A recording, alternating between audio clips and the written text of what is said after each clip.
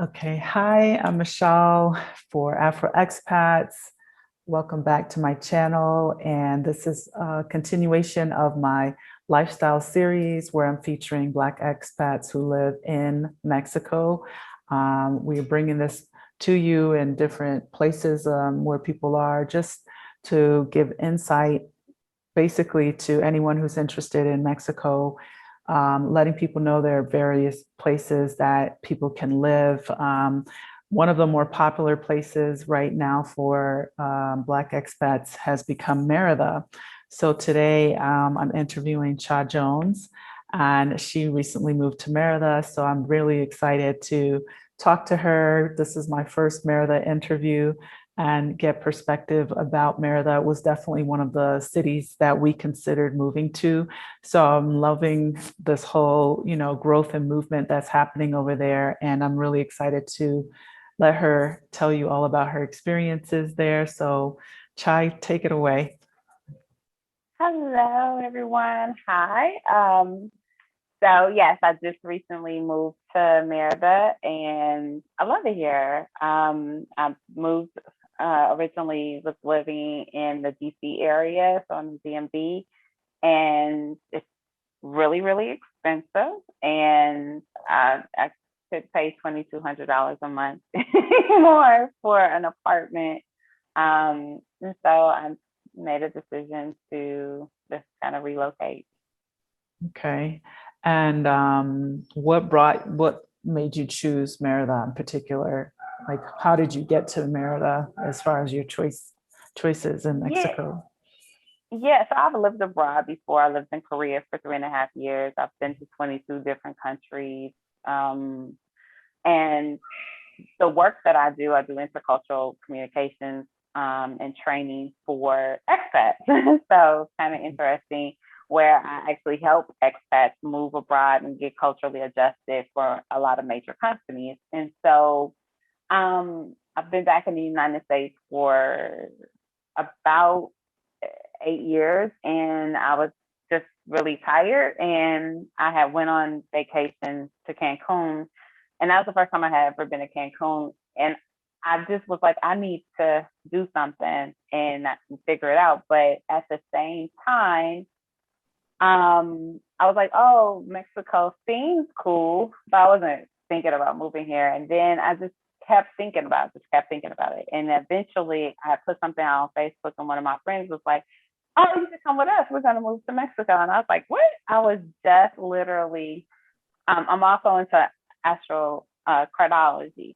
Mhm. And that basically, for people who don't know, is like taking your astrology and lining it up with the planets to see like where the best place for you to actually live would be. Mhm. And so I do that for people, and I did mine. I was like, let's just throw this out here. And so I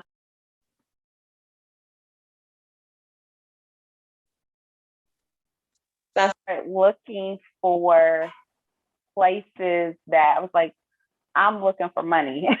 Like, so what would be the best place for me to make money and for my business to thrive? Mhm. And it gave me a line through Mexico. And uh, probably the better place would be it's called Ciudad del Carmen, and Oh, that's a okay. little bit north. And but when I looked at the pictures, I was like, that's not where you should take a child.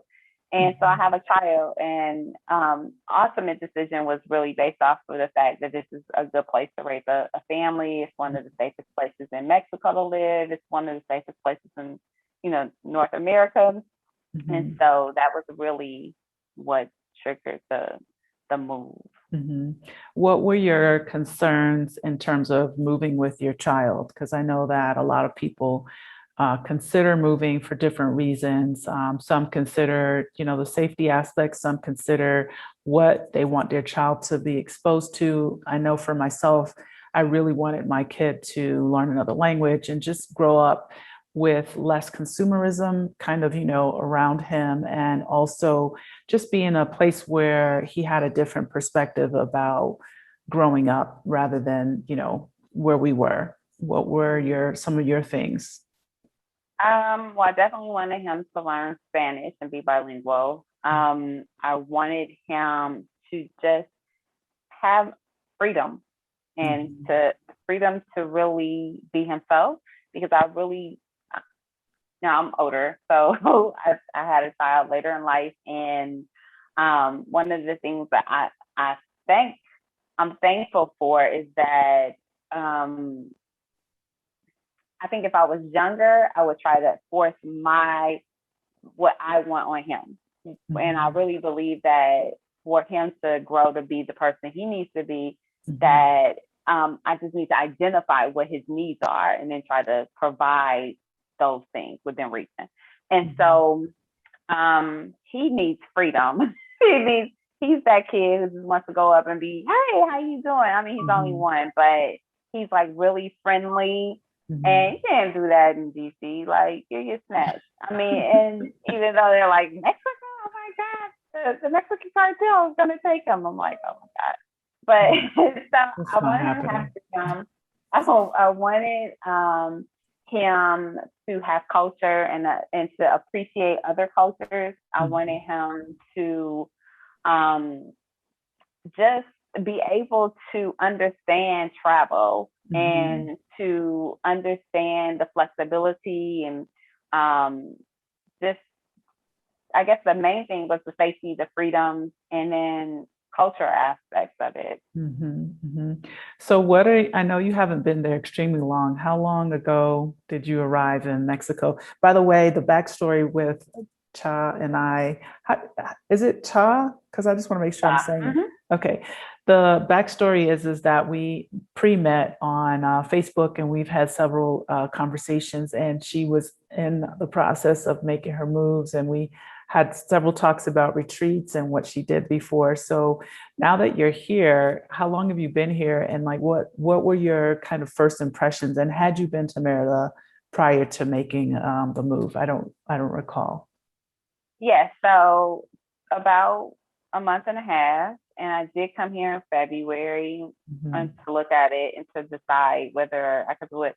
And my first impression was like, mm, mm, this is not because I'm modern. I mean, modern flexibilities. And that's the one thing I loved about Korea because it's so modern. It's like 10 it's like almost 10 years ahead of America, and a lot of people don't really understand that. And so like I was used to going to the bank and being able to transfer money and never see a person, um, and just have like an account and that's it. And that's something that people are just now being able to do in America. And I'm like, that was like 15 years ago. And so when I got here, I was like, oh, okay, this is not really what I expected. But then it's easy. Like normally when you land in like I don't know, I'll just say the Dominican Republic or somewhere, or like just a place that it has some modern feel to it, but it's not like modern. You start being like, oh my God. It's like all these other extra things that make it difficult, but it's not. It's just like it's really easy and everybody's laid back and there's not a hustle. Like if you go to Cancun, you're getting hustled. And Yeah, everybody right is at the airport. Everybody at the right. airport. Yeah, offering you Like a ride, but you don't know that ride is a timeshare meeting first, right? Yeah. yeah, or it's gonna be a gazillion dollars when you like, wait a minute, like it Mhm. doesn't cost $60, $60 US to take me down the street. Yeah. And here it's just there's no hustle. I mean, you encounter certain things, but the hustle is not there. And so it just becomes really easy and bearable. Not even Mhm. bearable, manageable, I guess. And Mhm. so yeah, so I came in February, then moved in May, and yeah, it's just it's been Adjusted. easy. That's good. I think life in Mexico is definitely simpler. There's a lot less of, just the red tape in regard to trying to get things done. Some things, just I feel like there are pros and cons to all of it. It's definitely a balancing act for sure. but I could see where, Korea is way ahead of the game, because even coming here and doing banking initially, I was just like, okay, like I have to sign 1 million pieces of paper, that's even in the US, like that doesn't happen. Trying to, withdraw money, still filling out little paper slips and stuff. So, yes, those things are definitely a challenge from time to time. So, how have you found things to be in regard to just maybe help with your child or childcare? I mean, do you find that to be a challenge, or what's your take on it so far? So when I first got here, I got a nanny, and that's another reason that I moved here, is because it's easier to, or more affordable to have somebody take care of your child, where you're paying like almost $15,000 a year to have a Mhm. child care in the United States, Mhm. like a job. So you need a part-time Exactly. job just to pay for your child. Yeah. And here you can literally get somebody that's taking care of your child for like less than $20 a day. Mhm. Um, and so I got a nanny, and she was very well educated, great with children. She was studying to be a teacher, and she was in her last year. And my child loved her. She cried every day she left. It was really good relationship. Mhm. I knew her, met her family.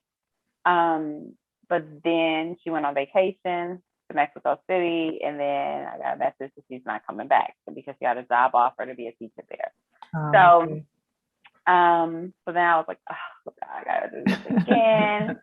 And so went through an agency, found a young lady who just started yesterday. And so that's interesting.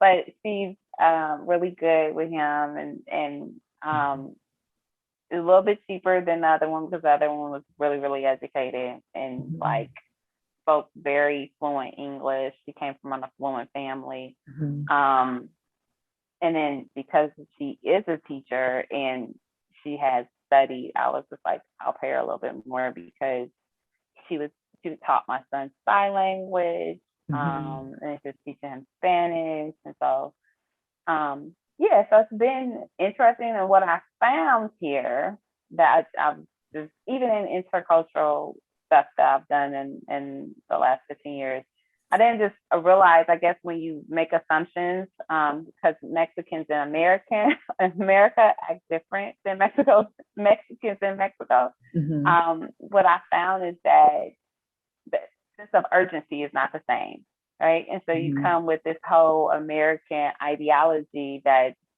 when you say, okay, you're hired, like for instance,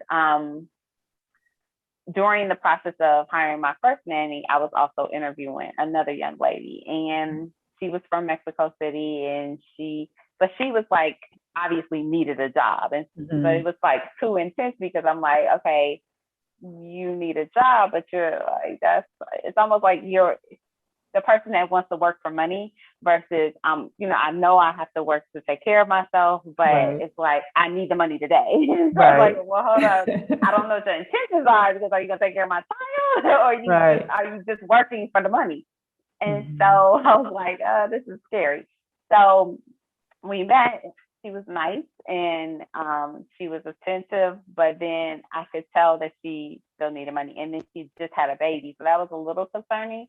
And I Mhm. even was okay if she had brought the baby with her, but then she's like, no, I'll keep the baby at home with my husband. But she was Mhm. like, but we're for sure gonna start on. And I was like, You're like, yeah. relax. Yeah. But I thought, when I walked away from the conversation, I was like, so tomorrow or it was Friday. So I was like, Monday at 10 a.m. Mhm. And at that time, I was going to be looking for houses. So I needed her. And so Right. I was like, okay. And in everything that I had going on, I would have normally sent her a message on Sunday and said, listen, we're on for tomorrow at 10, right? To confirm it. Yeah, but I was like, I confirmed it on Friday, and then I was like, I'm in the midst of stuff, and I totally forgot. Then Monday morning, when I woke up at 7, I just was like, oh, let me just make sure I confirmed. I was like, hey, We look forward to seeing you at 10. And I just want to make sure you got the correct address, and here's the address again. Mm-hmm. And she was like an hour before, like 9 o'clock, she was like, oh, I didn't hear from you yesterday. I got really scared. So I made an appointment to meet with another lady to watch her child. Oh, And I'm not going to take the job.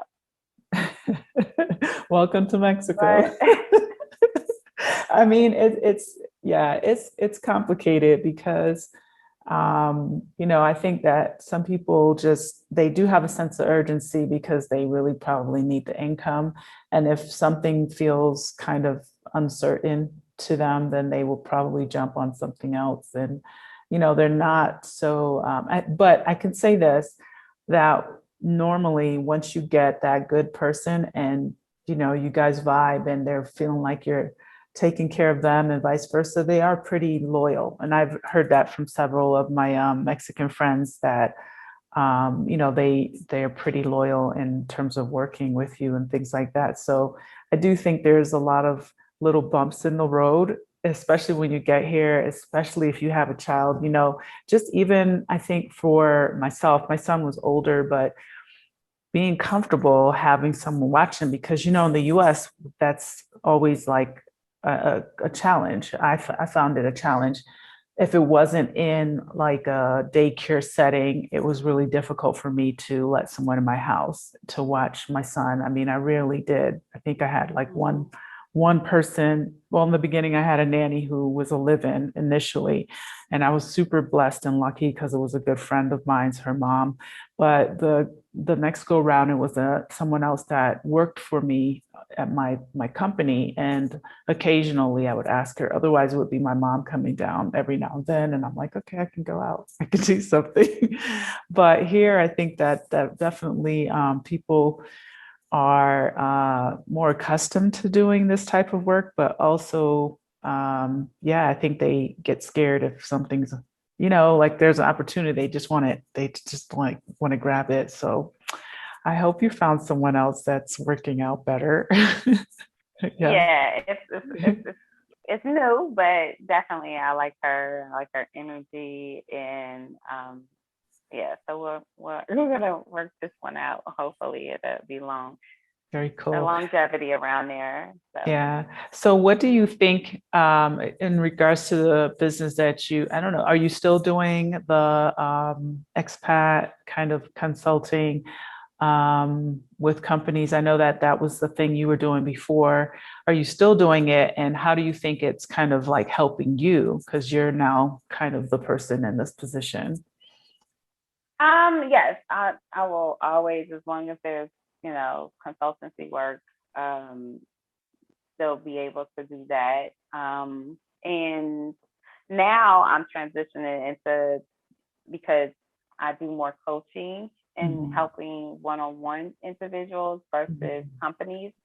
Well, I still do the companies, but with COVID, all of that had to be restructured anyways because people weren't able to fly. And now that things are opening up, it's still, you're still not as a company gonna just go say, oh, today it's open, we're gonna start moving like 100 people.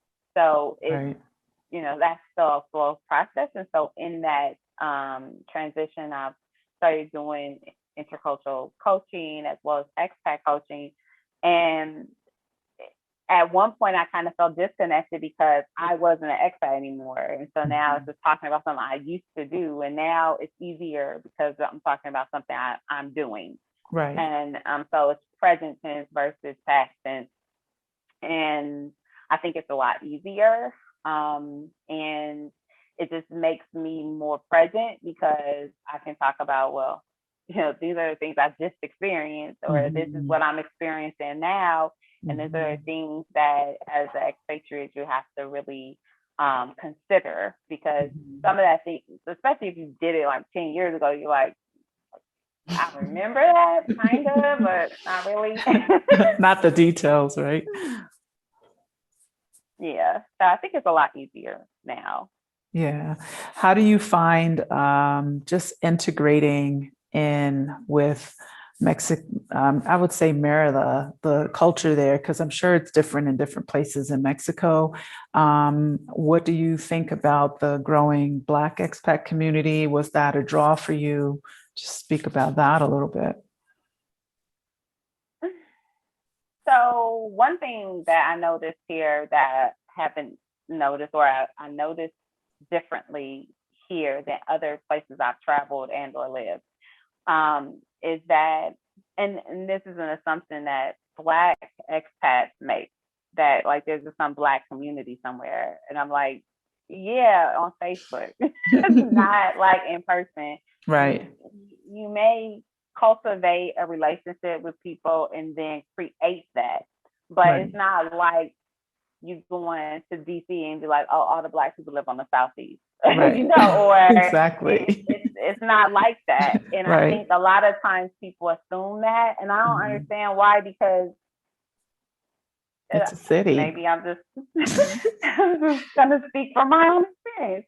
Well, Black people in America don't be like, oh, I mean, you might want a fish sandwich and you be like, oh, I gotta go to the Black community for that. But you don't just be like, oh, I'm just gonna move to the Black community. It's Right. 9 times out of 10, you're trying to get out of the Exactly. hood per se. Yeah.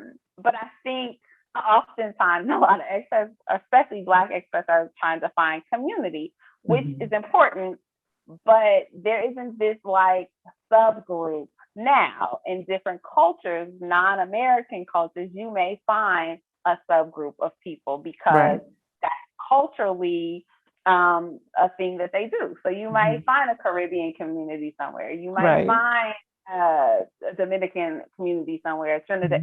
So, but I find it always interesting that Black people from America tend to, I'm like, y'all even do that at home. And so that's interesting. No, it's true. It's true. And so Merida, we obviously don't all live in like a little sub community, and everybody is spread out. And so you will see people, like you'll go to Walmart. And for some reason, I always find my friend's husband. Him and the kids are always there. I was like, do you like live here? He's like, I'm thinking the same thing about you. But like, I always see him at Walmart. And then there's a couple other people I like run into at Walmart. But that's because that particular Walmart is centrally located to where a lot of people live. Okay. But it's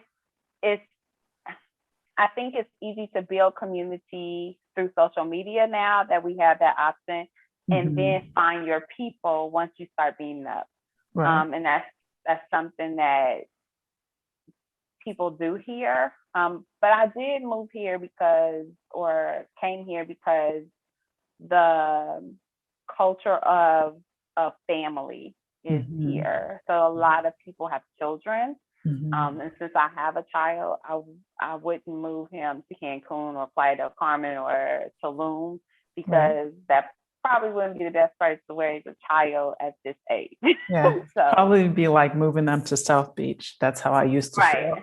Yeah. No, I totally hear that. And I think it's interesting, a very interesting point that you made about maybe the misconceptions people have about there being Black communities, as the word communities go. And yes, it is mostly an online community where, there are various pages on Facebook, especially, that are very active, and they give lots of information, very important information.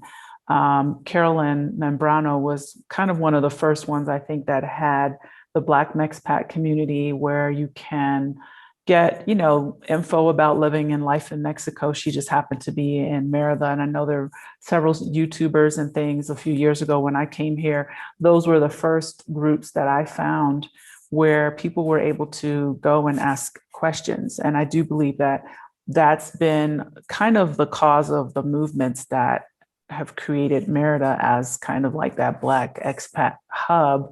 But I personally haven't been there. I definitely will visit one of these days.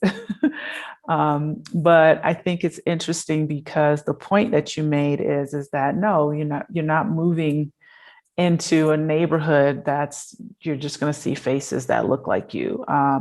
But I think generally people ask those questions because they want to feel like, there's someone that looks like me around, even if it's an Afro Mexicano, because, you know, that's recently also become a hot topic. And I think it's important as well, you know, to have those discussions and things like this. But I've always said for myself, I didn't move to Mexico looking for this, but it's nice to have it. And it's nice Mm-hmm. to see more and more of us here for all our different reasons. And this is why we do what we do, is just to share our experiences and give that information and that knowledge to those who would otherwise feel like I cannot find a face like mine. You know what I'm saying? Because sometimes Right. that's important to people. I mean, personally, I was like, I just want an adventure. I just want to do something else, right? But now that I live in San Miguel and I've met other, you know, Black expats, even, you know, non-Black expats, it's been nice. You know, it's nice to be able to communicate because obviously language is really our, you know, top barrier. And it's been nice to just kind of make friends with people that have, you know, some familiarity and things like this. So it's pretty cool. My next question is what did your family or friends think about you scooping your little man up and moving to Mexico? What was their feedback? Um, well, I just had to convince his father. Um, and that was, you know, the only real issue. My family pretty much, they know whatever she's gonna do her. You know, that Yeah. if she came to me and said I'm moving to Alaska tomorrow, I'd be like, okay. I've been like, that's her. But just having a conversation with him about what benefits there would be from Mhm. him being here and why it would be advantageous. That was the Mhm. just the biggest, and it really wasn't a challenge, but it was just trying to figure out a schedule Mhm. that made sense and travel and Mhm. going back and just being able to connect and make sure that he had him in his life and that they saw each other and Yeah. cultivated a relationship. Yeah, definitely a challenge. I'm in the same position.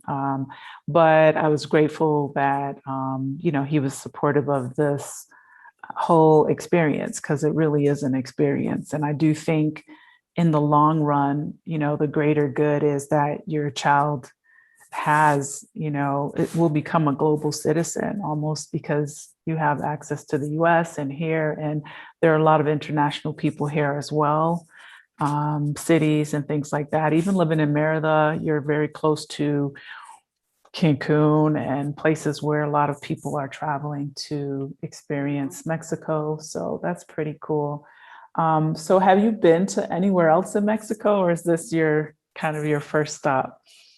Aside from Cancun, just Actually, my and mother moved to Mexico when I was 3 months old. So okay, I actually spent several months of my life in Mexico at the beginning, but like okay, Tijuana. oh, okay. uh, and then just like the northern part, just like, you know, crossing the border or whatever.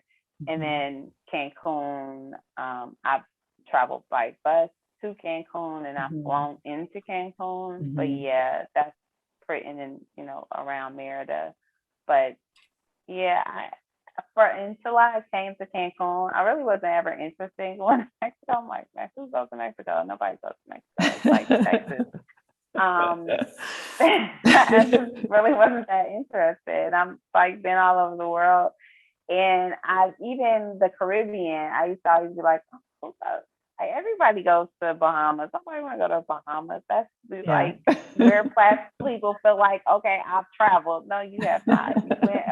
You went 5 minutes from Miami. That's not traveling. So, Right. Or to Jamaica. Everyone was going to yeah, and Jamaica because my family's Jamaican and it's like every year, oh, I'm going to Jamaica. I'm like, again? Like, what about other places? Don't, you know, like, come on, explore. yeah, But and I've never even been to Jamaica. I've been to like 5 places in the Caribbean, like Antigua, let's see, Antigua, Mhm. uh, Curacao. Places that you like, what? Not the normal places. I have been to Bahamas though. Yeah. So I've heard I've been good things. all over Asia. Yeah. You cut out a little bit, but no, I mean, I found living in Florida, I wasn't overly interested in going to a lot of the islands. I've been to a few, but I just kind of felt like they all look the same, which is not really true, but it's pretty close, blue waters, sandy beaches. Okay. But yeah, that's just my take. And I get it. Everyone has their own things and what they want. So it is what it is. Have you gotten to do like any of the meetups in Merida? And if you have, like, what's that been like? Um, so I don't really, I don't really go on Facebook much. So it's a hit and miss. Like there'll be a moment I'm like, oh, jump on Facebook, I jump off, and I don't like just like sit on there. And then a lot of the things that are around kids. At first, I found that they were doing them, and I was like, why do you have these children at the park at 12 o'clock? That's like the peak of heat. And Yeah. like 100 degrees. I'm not doing that. I'm not doing it. So I was like, yeah, we'll pass. So I've cultivated really organic relationships. And it's funny because I have groups, I've started groups my whole entire life. I'm just like, I don't want to do that. I don't want to go to that group thing to meet people. But I've been, and I have a really good friend who lives here, and she has 3 boys, and she's like the event planner extraordinaire, and she like goes over the top. So she's gonna, always meet a whole bunch of people. So I really don't have to go to all the meetups. So it's kind of a good thing. But I have like put things out on some of the social media sites and met people like brunch. Hey, does anybody want to go to brunch? And then 3 or 4 people show up, and then they know people that you like. Oh, yeah, that would be a good person for you to know, and this is why. Blah blah blah. So I think I do a little bit more organically. Yeah, no, that's fine. I mean, I know that they have things happening there because I see them because I'm on some of those groups as well. I think the admin for, is it Brothers and Sisters of Merida? She started out kind of doing like things. I was like, oh, that's a cool concept, picnics and different things like that. So speaking of the weather, I mean, that's kind of one of the challenges that I hear from a lot of people. It's really hot, people would love it more, but it's too hot. I've had several folks that, I've talked to in the last years, actually. What's your feeling and take on it now that you live there? So it is hot. And it's a different kind of hot at first. And then you kind of adjust to it. So even a month and a half, and you're like, okay, this is not that hot. And so like it was funny because yesterday I walked to the mall, and I'm like at 11 o'clock in the morning, and I was like, it's not hot, like, but it was like 90 degrees, but it wasn't like hot like last month where it was 99 degrees. So it actually, I was like, oh, it feels great, and everybody's looking at me like, no, it doesn't. Like we should take an Uber. It's like 9 blocks. What are you talking about? So I think you start to acclimate to a certain point, and then it's like rainy season. So even though it's like June going into July, it's starting to be a little bit cooler because of the rain, and then it has a little bit more humidity. But I don't, I lived in Arizona. I've lived in, and then I lived in Korea, which is hot in the summertime, and then they have monsoon season. So it's like where it pours down rain for long periods of time, and it's like flooding massively flooding, and it's just like ridiculous. But so weather doesn't, bother me. I can't live in the cold. I've lived in places like Vermont, and I'm like, I know. I hear you. I grew up in Connecticut, and I was like, not again. No, thank you. I do like the 3 seasons, but I can live without winter for the rest of my life. period. Right. Like Period. frigid. Mm-mm. Yeah. And I agree with you. I think you do acclimate. I mean, obviously, that's a factor for some. Um, for myself, one of the reasons why I think Merida wasn't initially on the top of my list was because I was leaving Florida. And I like the heat too. I really do like to be warm, and I don't mind turning on AC and whenever, but you do acclimate, because when I first came to San Miguel, it was June of 2018. And for me, it felt cold.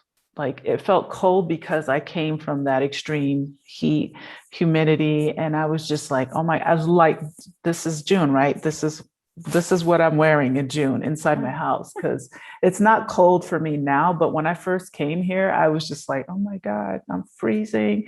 And I had to get adjusted to the climate here, which is, it's really nice, but it doesn't feel like hot summer, unless you're talking about the summer months here are April and May. So I do think that that's important for people to think about, because you're always going to get like one extreme to the other in terms of people's viewpoints. And I've heard a lot of people like, oh my God, it's hot, it's this, it's that. And I agree with that. But I also think that after living in a place for at least a good 1 year cycle, that you do acclimate, because I've acclimated to San Miguel. And I'm telling you, those first 6 months, I was just cold all the time. I was just like coming from Miami and West Palm Beach, where you could just wear a tank top and flip flops. I was just literally looking for winter like sweaters. And I was just like, I don't have any of these clothes. It's kind of chilly, even though it's not really cold. I mean, it is really kind of ideal here temperature wise, but my body wasn't used to it, especially my psyche wasn't used to it, because like, it's June and it's raining. And when it rains here, it actually does cool it down, and it makes it really comfortable, very comfortable to sleep. I mean, you don't need an AC, you barely need a fan. In the winter, you pop your fireplace on and whatever, and it just kind of keeps the balance. But the point is that no matter where you choose to live in Mexico, I think you will acclimate. You just have to give it time. We don't want to acclimate to winter, but yeah, you have to acclimate to no the winter. exactly. No winter. So what's your like area like where you live, your cost of living? What do you feel about it? Obviously, you're in Mexico. That was probably one of the reasons why you moved here. And you were talking about DC and how expensive it was. What do you feel your quality and what you get for your money? What do you feel about that?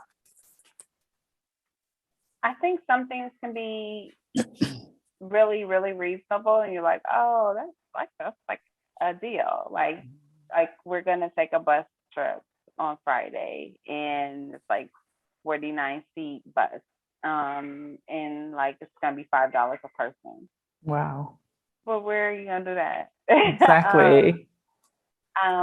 But some things can be like, I found, so a lot of furniture, like I was like, wait, yeah, you want to work for that? And I'm like that's like 600 US. You want 600 US though? Like US? No, I'm not doing that.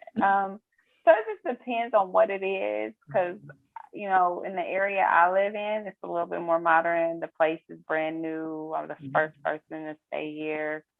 But it's, 1/4 of what I was paying for in the United States. And I have the similar amenities.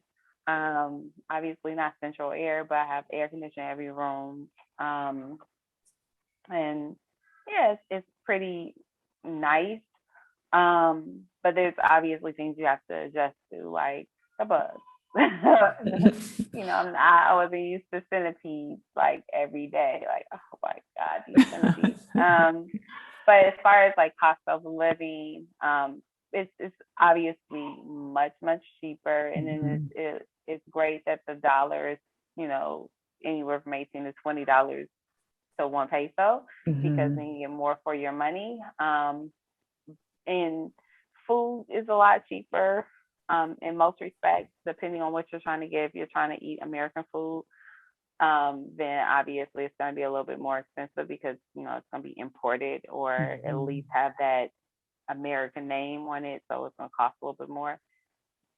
But I go to a grocery store, I buy groceries. I even have them delivered, because it's like, I don't want to go to the grocery store, and the grocery store is like literally 4 minutes away in a car, and probably 12, 15 minutes away walking. And so that makes it great, Mhm. because I live in an area where I can get to what is considered. I would compare the grocery store that I go to like a Whole Foods, or Nice. I guess for people who are like Publix or Alberts or Mhm. whatever, depending on what part of the country you're from.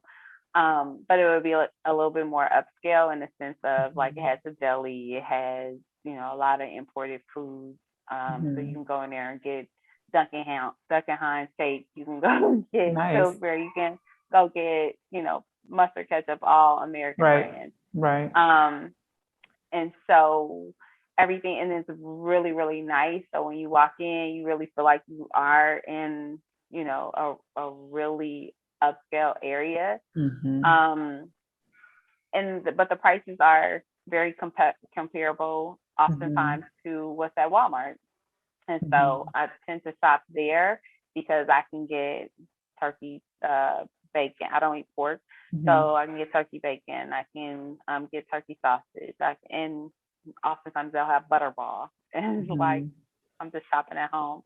And I can also get cold milk and cold eggs. Which is like I know that's different here. Just to clarify, they put their eggs on, a lot of them the stores put their eggs on a shelf or in a basket. And yeah, I mean, I guess, yeah, that's where it came from. So it's just a matter Yeah, of how long was it sitting on the shelf, I guess. right. So, Yeah. but yeah, Yeah. so the area is pretty comparable to, there's some, it's, I tell people, you're not gonna get the same thing everywhere, and no matter where Mhm. you go, you're gonna find things that are less desirable, more desirable. It's just really what you're looking for. So like I said, I live like, maybe it's about 8 block walk, Mhm. depending on how long that block is, to the mall yesterday. It was a little bit over a half a mile, and we Okay. walked. And so the things that are around the mall, and everything is at that mall. So you have, like, all kinds you have a grocery store, you have IHOP, PF Chang's, Mhm. all these different things. And then, it's a pretty nice sized mall. It's not huge, but it's a nice sized mall. So I would say I live in a more modern area. Mhm. So, but it'd be comparable to, I don't know, like outside of DC. Okay. That's good to know. I mean, I think um, sharing that, people sometimes have the misconception that, everything not everything, but most places in Mexico are undeveloped or not overdeveloped, or, how will I find A, B, C, and D because that's what you're accustomed to or whatever. But for myself, I know that we live in San Miguel. There's a lot here, really beautiful grocery stores. But Querétaro, which is 45 minutes away, I go there all the time. And I know I've said this in some of my other videos where there's access to lots of things, just like you said, the mall here offers everything. I mean, I don't even like going there because there's so much to to look at. Yeah, there's the same PF Chang's, Chili's, steakhouses, you name it, all the shops and stores that we're accustomed to. Costco's not in the mall, but there's Costco's, there's Home Depot, everything you can think of pretty much exist. And then there are plus additional things. I actually just discovered the other day with a different interview, that there's another mall that I didn't know of. So that's going to be something to check out. Lots of kid things to do. They had Chuck E. Cheese. There's a place called Playtopia. My son loves it there. They have like indoor rock climbing with like the whole safety, and it's really cool. A great space. Pre-COVID, you could have parties and things like that. So I think that anyone, interested in moving, but maybe not wanting to lose some of the access to these items, they just need to like know that, hey, it's still here. And sometimes you pay a premium for it, but it does exist. And, you're not really going to be without in this regard, especially when it comes to food. I mean, I'm like, this country is never going to run out of food if anything happens in the world, because there's always somebody growing something, selling something on the side of the road. It might not be what you want to eat, but you won't be hungry. That's what I always say. Tons and tons of that.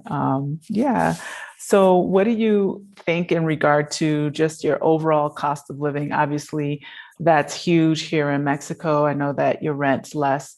What is your utility like? Have you experienced that yet? Because I know in Mexico, we pay, at least in San Miguel, we pay every other month for utilities. And because you're using like air conditioning and stuff like that, do you find it still pretty, inexpensive compared to the US? So I only have two bills, which would be my electricity and my internet. And I've gotten an internet bill and I got a deposit for the electricity. So I haven't gotten a bill. Okay. So I don't really know about that yet. Okay. I do know that my like internet is like basically half of what I would be paying in the US, but I also have phone, which the number they wrote down, I don't have a phone hooked to it. So I didn't really need that. So for like $30, so I guess it would be like $30 in the US would be for internet and phone service. And I got the highest internet possible so that we could have internet throughout the house. And it works right.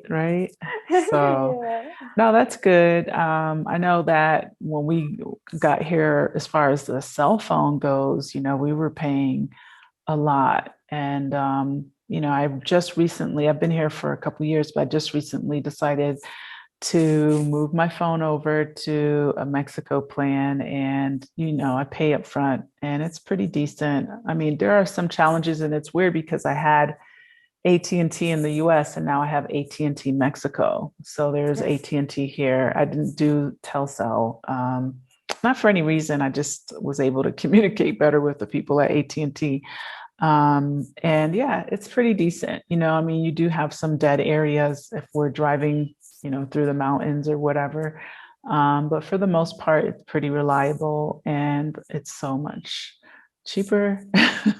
I'm happy about that. And same with internet. We just got a Telmex fiber optics and I'm really happy with it. I'm like, yes, $50 a month, I can do this.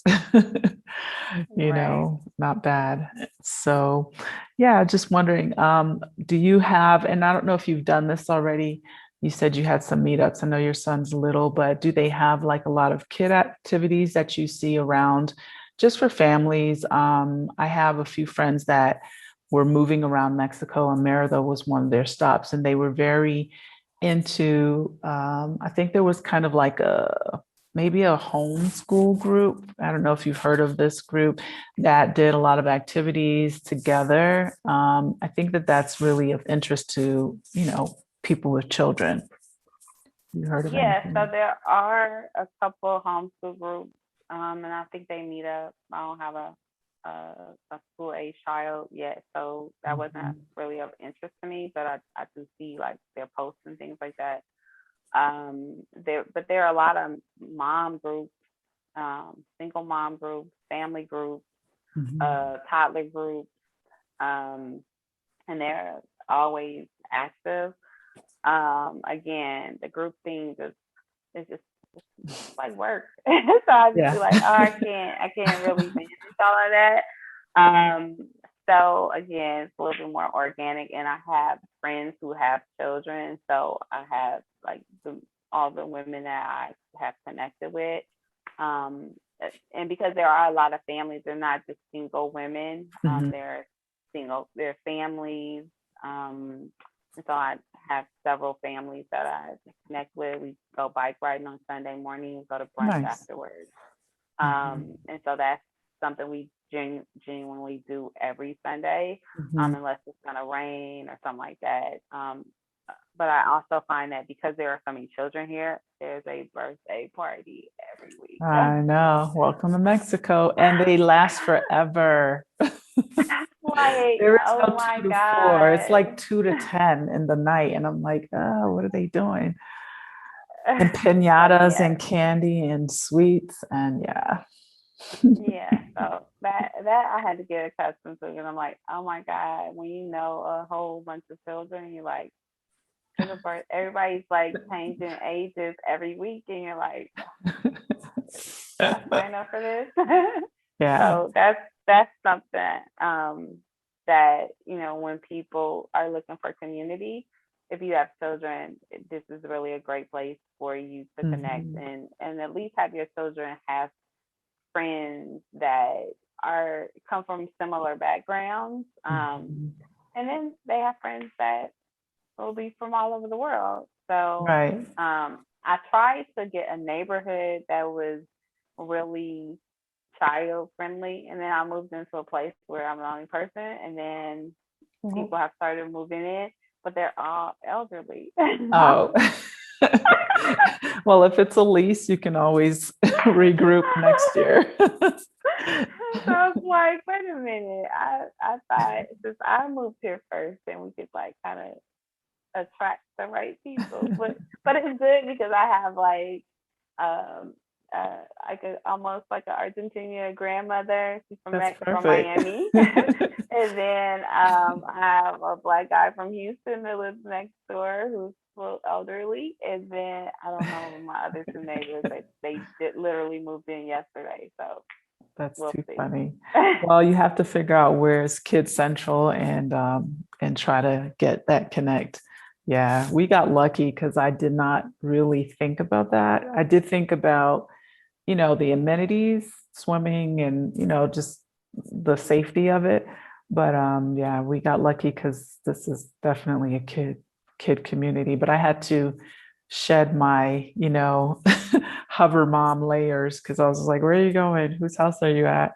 And now we all kind of know each other. But that's a plus. That's a huge plus. So yeah, you still have time because your guy's little. So you wouldn't let him outside Yeah. yet by himself anyway. No.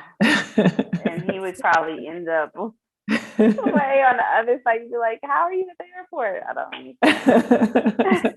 He caught an Uber.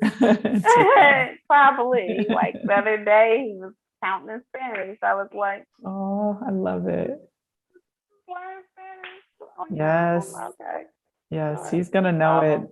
in a year. Give him a year. At his age, he's just going to be a sponge. I mean, my son was 6 when we moved here, and within a year and a half, he was fluent in Spanish from just hanging around other kids and teachers, and people just start talking to them. I mean, it takes time to get and understand everything, but they just start communicating, especially if they're social.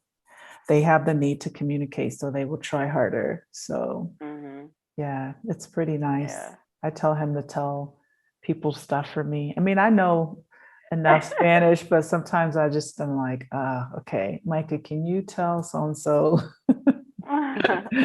It's cute. It's nice. It's rewarding, actually. It's very rewarding to hear it. When you hear him saying full on sentences, your jaw's going to be like, what?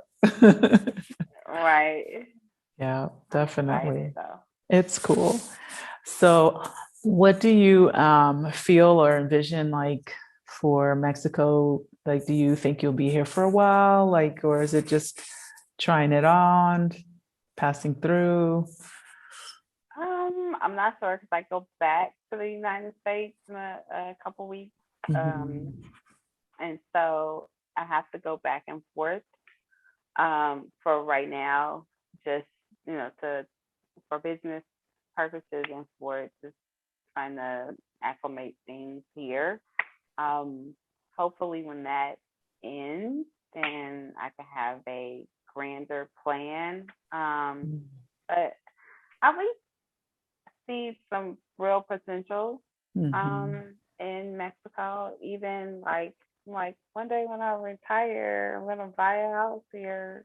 I don't even know retire from what, but but just like I don't have anything else to do. I'll go, maybe closer to a beach area and sit and watch water. I don't know. Watch the ocean. I kind of wish, that part of the Caribbean, I really wish was like much closer. However, we're like 15 minutes from the beach. It's not a very nice beach. That's Progresso, right? Yeah, but yeah, it's a beach nonetheless, I guess. It does have sand. It's a little rocky. I've heard. That's not. I've heard. Yeah. When I was looking into Merida as an option, and I guess I just didn't know, the geography. And I was like, where's the beach? Because then I didn't realize Merida was, more inland.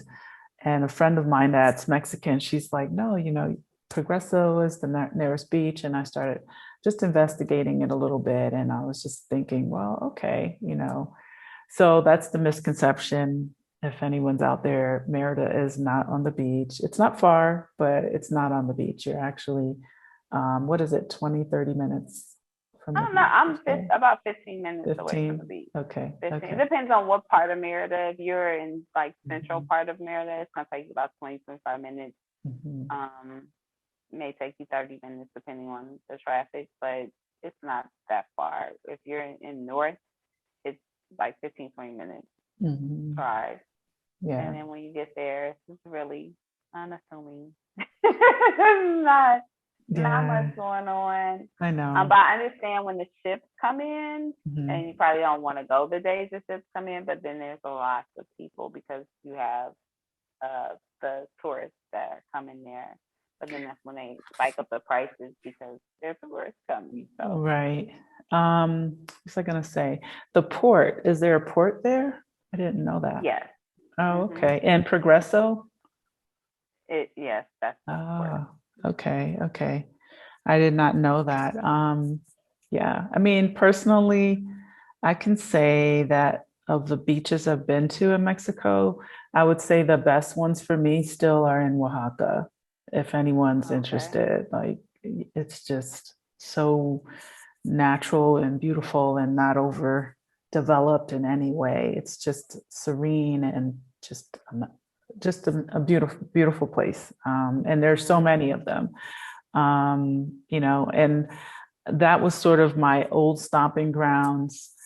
And then fast forwarding to now, living in inland, which I really do love living in the mountains, but having that history and then taking a trip back to Oaxaca, and I was just like, oh yeah, I forgot how pretty it is here. Even landing on the plane, it was just such a beautiful trip. And just the beaches for me, I was looking around thinking like, oh, it's so beautiful. If I wanted to live on a beach, that would be somewhere I would consider. It's not as developed. So if you're looking for kind of, the Costco's and the malls and stuff, you're not going to find that at all along the coastline, to my knowledge. Maybe in Puerto Escondido. Huatulco has an international airport, but you're probably not going to really find all of these amenities. They do have like really beautiful neighborhoods and homes, some really cool grocery stores as well, but it's definitely a smaller town and just not as developed or whatever. Just because I know you were dreaming about maybe being on the beach, definitely check it out before you make your decisions. Yeah. So tell me a little bit about your business, like what, if you want to talk about that, what you're doing. I know that you mentioned something earlier, but what's your kind of focus? So I have a nonprofit called Expat Women of Color, and we do have a Facebook group with over 6,000 members. And so we're cultivating that back to being what it originally started to be, where we had different conferences and just being a resource for women who are traveling and living, particularly living abroad. And I know, like, in the last 10, 15 years, the whole Black travel movement has like really blown up. And we started at the beginning of that. But we really want to be able to separate ourselves from the Black traveler and really talk about expat living and life, and being able to provide the resources for women who are living abroad and figuring out, you know, where do I want to go? What do I need to do? And so being able to have conferences around that and personal development, that type of thing. And then the real give back is to be able to cultivate. And we had at one point the future expat community, where we basically were supporting the next generation of college students who don't even really think about what study abroad is and how that can ultimately change your life. Because for a lot of people only stay within that 50 block radius of their home. And so we want to be able to help people understand, like, what does it mean to be able to move beyond that 50 blocks and really cultivate relationships with people who look differently than you. But also just giving back to young people so that they have cultural experiences.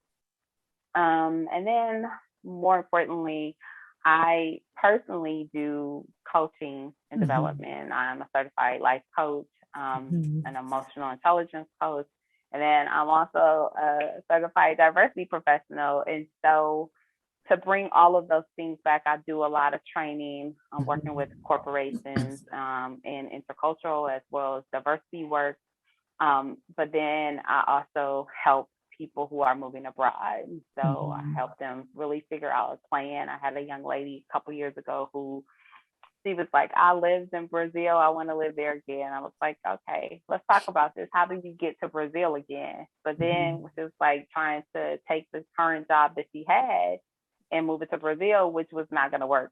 And I was like, that's not going to work. So how are you going to, because she was like, well, if I can only convince them, then I can go work in Brazil. I was like, but if you can't convince them, what's the next option? And so by the end of the day, and once we kept coaching her through the process, it came down to, I don't even want to do this job. Right. But I'm scared to leave. And if I could do anything, it would be this. Right. Okay, so let's focus on this. Right, exactly. So that you don't have to worry about the job that you don't even like and don't want, and you wish that they could move you only for the security. So let's talk about the security aspect and doing what you love so that you can get to where you want to be. And then you don't have to worry about these other external issues. And literally within 3 months, she was able to quit her job and go do the work that she really wants to do, which allows her not to live in Brazil, but to travel the world.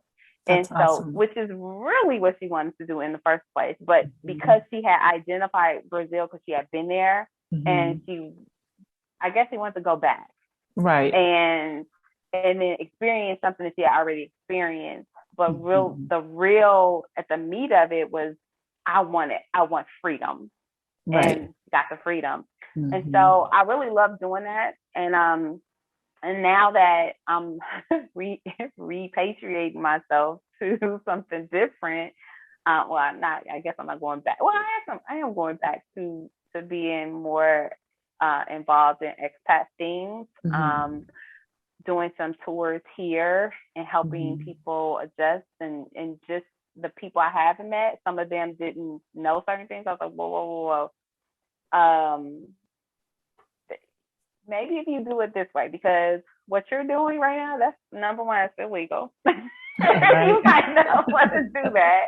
And then number two, have you thought about these different things. I was like, no, I just moved to Mexico. And I was like, yeah, there are rules here. People, no, that's a good point, because people need to know that Mexico's not a free for all. You know, there are rules to coming and or starting businesses or making pesos. And, you know, I mean, I know a lot of things happen in both countries, in the US and here, that are not necessarily on the up and up. But I think that that's a good point to point out, because I think that as a US citizen, we often think we can just go wherever. And, you know, just because we have American dollars, that sometimes we can just start doing stuff and people will be okay with that. But, you know, the reality is there are the same things and processes that you have to go through as you do in the US as well. You just don't want to get in trouble if you don't have to, right? yeah, that, and I think, and then what I found here, I'm not sure about other places in Mexico, but a lot of people that are moving here in Merida are first time travelers, as well as this is their first living abroad experience. And so they're not really understanding, and they're like, oh, I moved abroad. I'm like, well, good for you. Thank you for taking the very first step. That's wonderful. You took the step. Now, but you moved south of the border, so you really didn't move that far. And that's great, because you have a safety net, and if you need to get back, you can get back really quickly. Right.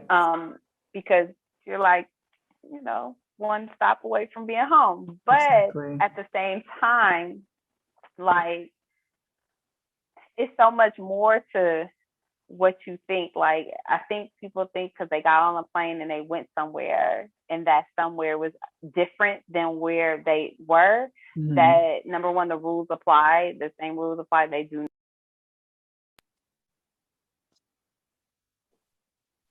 Oh, I'm sorry. I think a call was coming. But they think that, you know, if I moved here, that, you know, now I can be me in a different place. And you have to cultivate relationships and also understand the culture in which you're living. And you have to appreciate the culture in which you live in. Like, just if you wanted to just move to Mexico because it was cheaper, or you wanted to move to Mexico because it was closer and you watched somebody's YouTube and then you had this great idea because they did it, now you can do it. Probably not the best. You still need a plan. Exactly. So at the day, where do you want to be? And what did you understand about the culture that you was moving to? Because as unfortunately for a lot of Americans, we think we're with that American ideology that we're at the top of the food chain and we can really do whatever we want to do because, you know, well, we're American.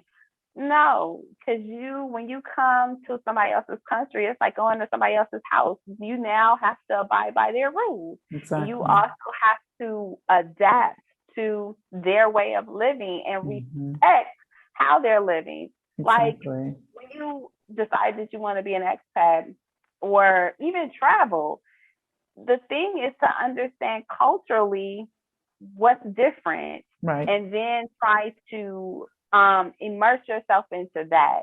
Often, like, I don't speak Spanish fluently, but I know, you know, poquito. Right.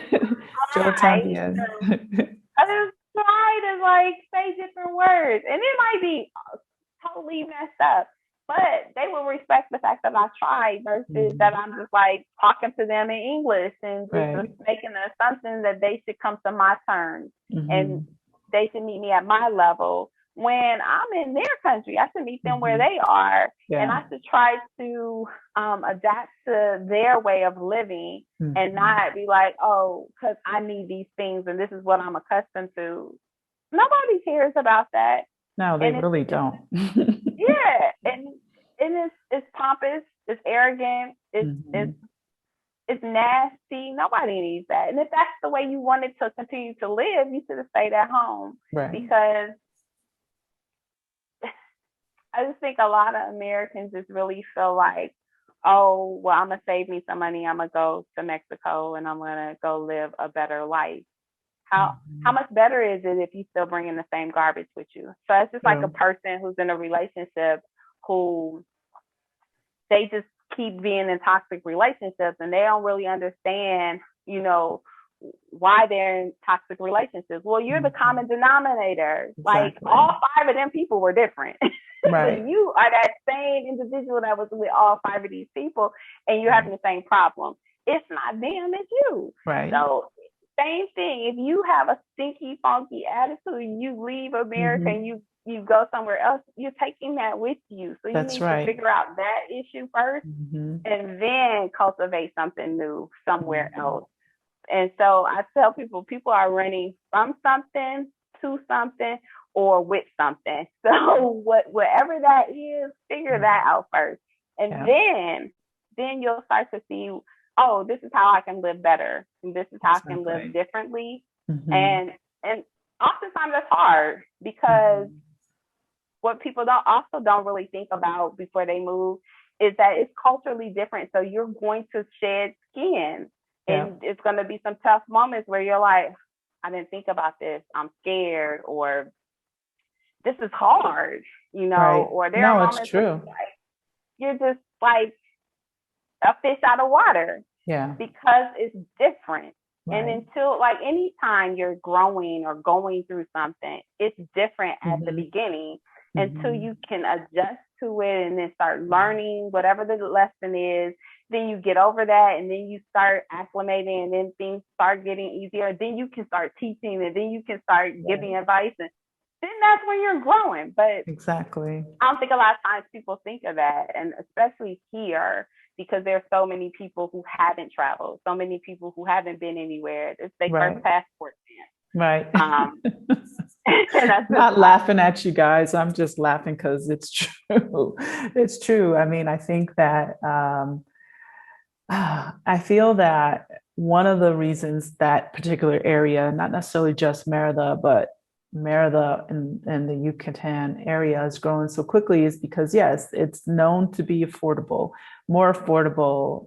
It's warm. People think and fantasize about living by a beach if they're in Playa or wherever, or, you know, they just want to go somewhere where it feels like fun, right, around the clock. But yes, there's a lot to consider when moving abroad. And I really think the biggest consideration to make is what are we really looking for? And what and how do I fit into this new space graciously, you know, because we can all go anywhere. And like you said, well, we have these expectations, but the reality is this. Understanding you are in a new country, there are different norms and different traditions that we may not understand. I know just this is a simple thing, you know, people are in the US, especially coming from my Black background, the islands, you know, they're all freaked out when they see a skull and a skeleton. They associate that with something negative. And here it's just not. It absolutely means something completely different. So, you know, people are like, oh my God, what do they have skulls and blah, blah, you know, and I'm just like, because that's them honoring their, you know, loved ones who passed away. And it's just a different thing, you know, and it's to go somewhere and appreciate that. And that's what travel does for you. And going with an open mind, I always try to tell people that, you know, that I consult with, if you plan to move, please go with grace, walk softly, listen well, and appreciate what's in front of you and not make all these comparisons. Yes, we can be inconvenienced at times. And yes, we might not be used to something, but you know, you are in a different place and you chose that experience for a reason. You want to try something different. So you have to be open to it. So I think that all of those points are super valid. And, you know, yes, if you carry that baggage, just baggage in a new country, right? Right. Yeah. So they definitely need to understand that. No, I absolutely love what you're doing. So yeah, first of all, like, do you have a website? We should have probably talked about this in the beginning. I know that you had a book, you have a book. I know that you've done conferences. You know, like, tell me more about how did people get in touch with you?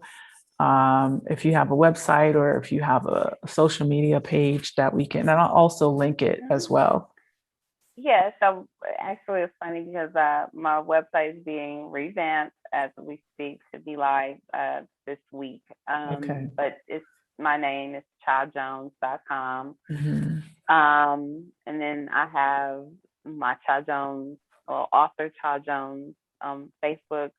And then I have a Facebook group called Expat Women of Color. That one I'm on. I know that I'm on that. And yeah, so for women who are traveling and living abroad, um, I'm trying to do more engagement in that.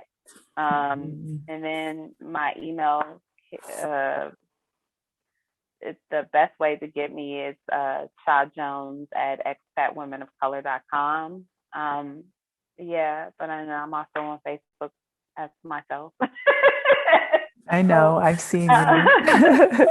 I'm going to link everything. I just think it's great. I mean, I think what you're doing and doing it in Mexico is great. I mean, I think and you can speak to this a little bit before we wrap it up, but what I find really fascinating right now is that we are mostly Black women doing this journey, right? Making these moves, nothing against the men, but I just am like, like, do they need us to support them a little bit more in their, endeavors? I think a lot of Black men need to see other Black men, but I feel like Black women are just like pioneering right now the whole expat life and moving abroad and taking their children if they're not in a relationship, or at least if they are, they're kind of the ones that are like pushing for this move, which I think is really beautiful. It's a beautiful thing. And I love, sharing my story. I love all of us sharing our stories and,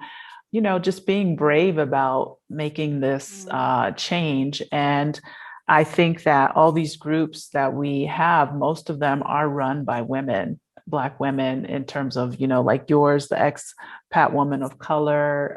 There are quite a few people like my friend Anne Marie. She's also doing, Black solo and single women traveling around the world and support groups and things like that. So in saying that, I say that, hey guys, come out and create a page, because some of the comments I've gotten from, for example, one of the videos that I did, this one of these series, the first one was me interviewing my husband, because there's not a lot of Black perspective. And I've had several guys and wives write me and say, hey, my husband watched this, he loved it.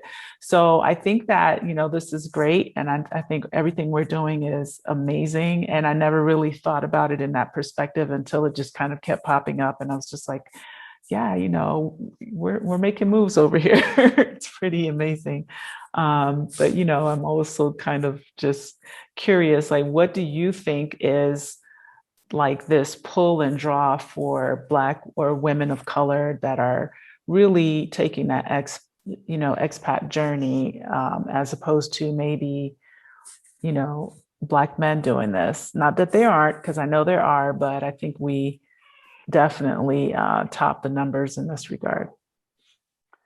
Yeah, I mean, but I guess, I must, when I go back to statistics, statistically, women travel more than men, period. Mm-hmm. White, Black, purple, green, doesn't matter.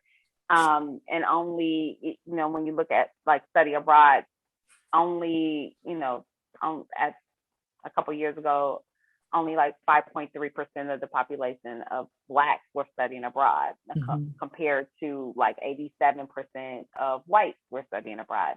Out of that 87% of white, only 2.3% of that was male. So when I started looking at the expat community and more women doing this, it doesn't surprise me, because generally women are nurturers. So we're ones who are trying to identify like what's common about us, or what's common about people, period. And so it's easier for us to get up and be like, okay, I'm going to go explore, where men are like, oftentimes really stable. I want, I need to make money moves that make sense. and they have to be very linear and structured.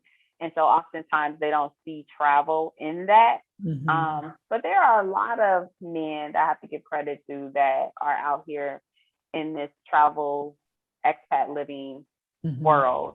And I just think that some of them have documented it, some of them just like do it, and that's the extent of it.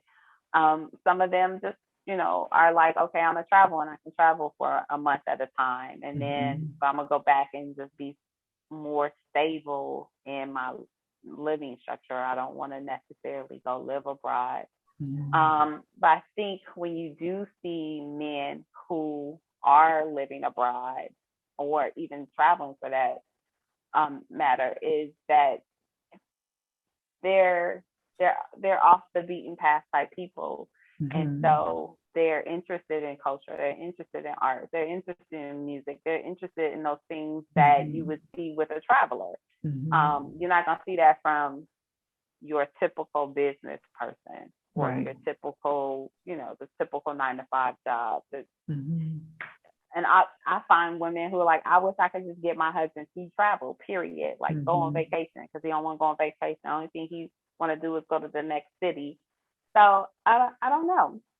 I think you just have to continue to cultivate those relationships. And I think that they have to continue to just organically show up and show their presence. But there are a lot of men that are on this journey. And so I find that even a lot of the traditional Black women who only date Black men, they're like, oh, but that's why I don't want to travel, because am I going to find a husband? You'll find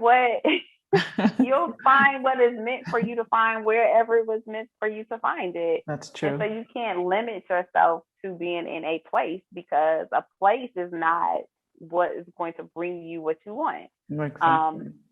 And it may not look like what you think it's supposed to look like. So you got to open yourself up and just be willing to explore and see other options. And other things. I mean, that is what travel gives you. And yes, I think it is difficult, just to touch on a little bit, when someone in a relationship is that adventurer, they want to be gone, or they want to explore, and it's, kind of like the pulling the teeth. So yeah, if there are any brothers out there, I think you guys should start a page and start a movement, and just encouraging, because I do think that what we're doing is super positive. And I think that there are a lot of, like you said, a lot of Black men that are expats, they probably are just, they're doing them. I get it.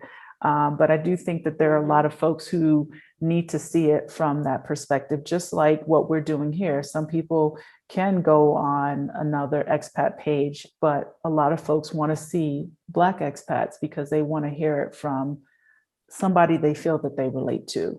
And I think that that's the same, and I don't see that out there. I know there are people there in maybe other countries, but I haven't really found that yet so much in Mexico. I think that there's like kind of the party scene, which is fine. I think that's cool too. Trust me, I've been through that chapter in my life where I just wanted to hang out. I wanted to hear music and dance. But I also think too that showing, that life is good in a new place from that perspective as well is positive. And you have made some very good points about women being nurturers, and, kind of like statistically, we want to travel and we want to see things. So I think it's interesting, because as I do this and as you do what you do, we see each other, right? We see women. I've met a lot of women coming through San Miguel lately, younger girls at that, or I should say younger women. And I'm pretty impressed with their stories and all the traveling they are doing, and where they live and where they've come from and what they're doing here and how they ended up here. And everyone has a journey. And I think it's such a beautiful thing to share that and to share with others, because we never know what words or sentence or paragraph or discussion is going to inspire someone else to make that move, especially nowadays. I mean, we know that the US has been going through a lot of issues and challenges, like say we've been going through it. I think they're just coming to more and more to the surface. Right. And more people need to see that there are other options out there where people will be more willing to accept them and accept their lifestyle and accept them as their color and whatever it is that they're doing. And I feel that Mexico is a great option and is the reason why I'm I kind of got into this a little bit more. There are other places in the world, like if I had to pick a place to live, at least on the top of my list would probably be Thailand. I really love Thailand, but it's just far. It's far, Right. It's super far. I have family. I'd be in Thailand too. Exactly. I love Mexico too. I love San Miguel, but I absolutely love Thailand. I just feel like maybe in a past life I was Asian in some capacity. Maybe I was. I used to think that too. But I also think, like I would probably be in Lisbon or something. I don't know. Yeah, I haven't visited there. I've heard good things about it. And also it's affordable and I've heard it's beautiful, but I haven't been there yet. Yeah. I haven't either, but I researched it and I was like, I can move to Lisbon. Yes. And then I was like, I'll be on the other side of the world, but it might be worth it. I don't know. Yeah. Maybe that would be the next place. I don't know. You never know. Well, it was fantastic talking to you. Thank you so much. You're like my first Merida interview. So thank you for that. Aww. I am so excited to share it. I'm going to definitely link all your information for anyone who has questions and or would like coaching. We both coach. My focus is definitely San Miguel de Allende in general, but I do think what you're doing is great. I think that perspective of really preparing people, it's almost even a psychological thing where you just need to come with less, emotional things and struggles. I met someone else recently and she kind of does the same. It's like a decluttering, it starts with decluttering your home and minimizing, but at the same time, also decluttering your emotional things. You know what I'm saying? Because when you move to a new place, you don't always realize like there's so much to adjust to. And that can just put you in a state of depression because now you feel like a fish out of water, especially if your perspective is not quite in the right place. So I think what you're doing is fantastic. And I'm going to put all your stuff there and your emails. If someone doesn't get you on your website, you can reach her by email and set up a coaching session and see what you need help with getting to Merida or anywhere else. Yeah, I love it. Well, thank you so much. Thank you for having me. I appreciate it. I'm glad to be the first in Merida. Yes. Not the last, but definitely the first. And hopefully we'll actually meet one of these days in person. Thank you, technology, for Zoom and Facebook for connecting us all. But yeah, one day, we'll get to make a personal connection. That would be great. We have to do a retreat. Definitely. Yeah. Yes, that's up. That's coming up. We'll talk more about that when we get offline. I am working on it. Okay. Yes, we will definitely collaborate. Okay. All right. Thank you. Have a great day. Thanks everyone for watching. Bye. Bye-bye.